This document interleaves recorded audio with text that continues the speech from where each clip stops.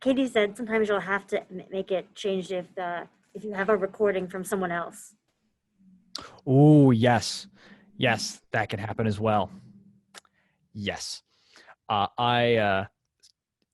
In those cases, sometimes what I can do, if you have like if the plosives are just coming in too hot, I'm glad you mentioned that. Actually, let's actually do one real quick. That is a good point, and you reminded me of something.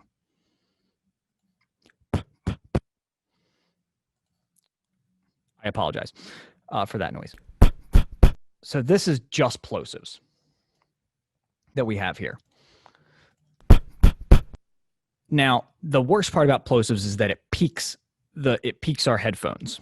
So sometimes if that's what got recorded, that's what got recorded. Because it overpowers. The reason it's so intrusive is because it just overpowers anything else that was said, because it takes over the microphone, or it like blows it out. So another thing we can do, which is one of my favorite tools, is at the very least, so that we can protect, if they're in the middle of a sentence, that's there.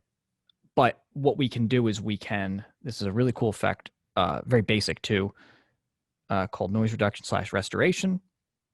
And it is not in there. Never mind. Where's it at? I use it all the time. Amplitude and compression. Here we are. It's so amplitude and compression. It's a hard limiter. It's a very simple tool. And what it does is it squishes the audio flat. So it gives it a very hard cutoff. So like you can see here where it says maximum amplitude. That is what it'll make a ceiling essentially. So the pop will still be there, but it will be significantly less noticeable because it's going to be at the same volume as everything else. So right here it's set to -1 decibels. We're going to adjust that to -6. Just gonna, come on. There we go, -6. And watch what happens. Apply, and it squishes it. So now it's still there, but it's not as deafening. I'm sure there's definitely ways to get it a little better than that, but depending on your application, it can at least, it's just a very simple way to just kind of cut it and just kind of keep on with the interview. Does that help? Yeah, that's cool. I think that would be good for any sound that like came in too loud or something. Oh, absolutely. I use this for every interview that I do. Any piece of audio that comes through, I always cut it to -6. That way, no matter what happened, if somebody talked too loud, if somebody's laughing and they laugh too close to the microphone, you can cut that. That way, it's easier for the listener to hear.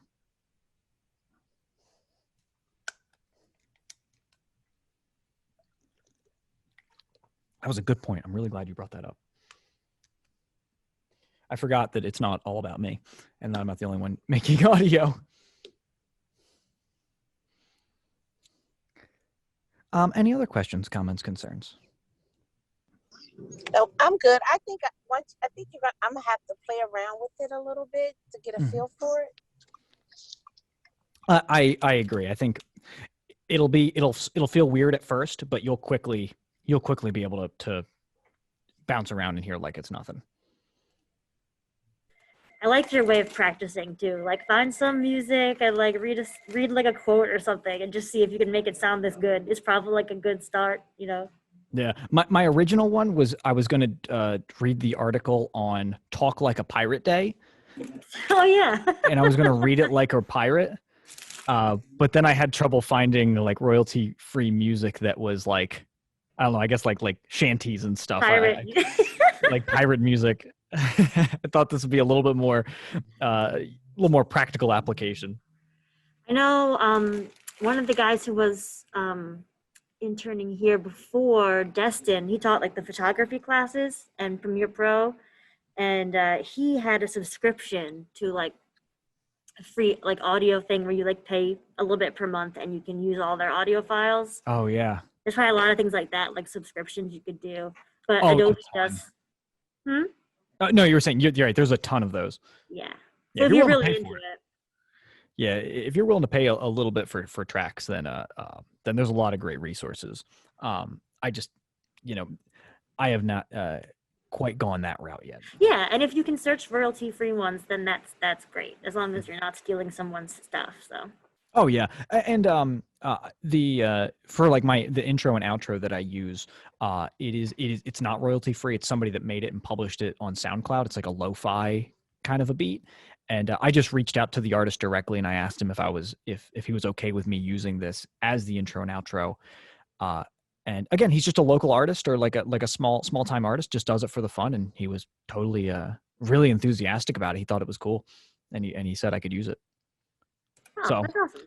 yeah, you don't always need to find. It doesn't always just need to be this nameless thing. You can find people. People make music around you, and they are dying to get their stuff out there, and a lot of times they're willing to work with you to do it.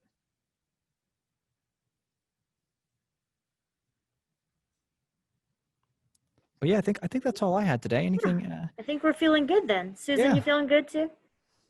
Yes, I am. Thank you so much. I learned a lot, and some of the things that you taught today, I can actually apply it in my garage band.